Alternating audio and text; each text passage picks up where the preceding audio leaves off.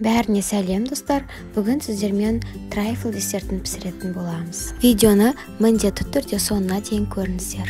Ең алдымен бисквитін жасаймыз. 3 жұмыртқаға қантты қосып, миксермен аппақ болып көпіргенше жақсылап араластырамыз.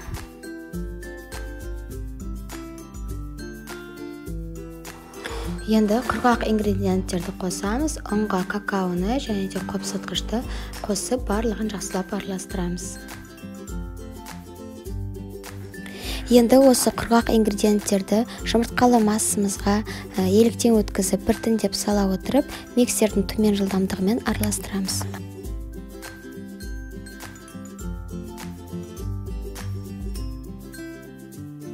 Міне қамырымыз дайын болды. Енді кез келген формаға құйып, 180 градусқа дейін қызып тұрған пеште шамамен 20 минуттай пісіріп аламыз. Бисквиттің піскенін ағаш таяқшамен немесе зубочисткамен тексеріп аламыз.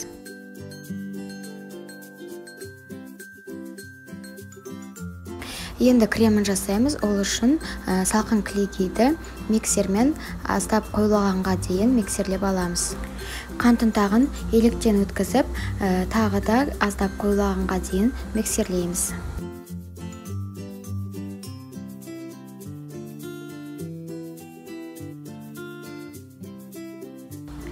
Сүзбелі ірімшікті қосып, миксердің төмен жылдамдығында жақсылап араластырамыз.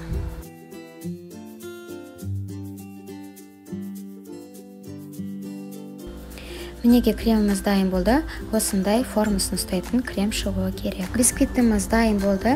Енді осылай барлығын ұсақтап бөліп, осы арнайы трайфл салатын ыдысқа саламыз. Немесе кез келген өзіңізге ыңғайлы ыдысқа салуға болады, өзіңіздің қалауыңыз бойынша. Мысалға, қонақтарға үстелге қою үшін әдемі әйнекті ыдысқа салсаңыз, өте әдемі болып тұрады. Кремді жағар кезде бисквит толықтай суы керек, әйтпесе креміміз еріп кетеді.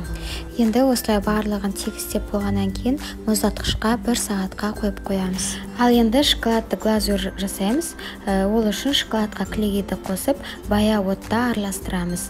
Үздіксіз араластырып тұру керек, әйтпесе шоколад жабысып қалуы мүмкін. Трайфлды мұздатқыштан шығардым. Енді үстінен шоколадты глазурды құямыз.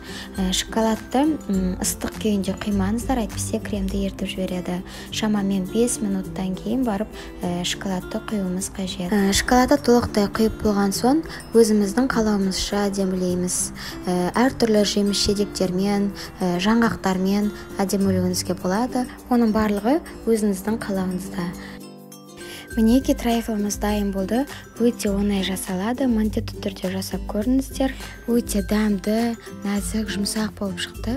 Енді шын мәнінде дәмі ауызға ерейтіндей болып шығады. Трайфл дайын болған кезде кемінде тоңазытқышқа 1 сағатқа салып қойыңыздар. Менің видеом ұнаса, лайк басып, маған тіркеліп кетуді ұмытпаңыздар. Сау болыңыздар.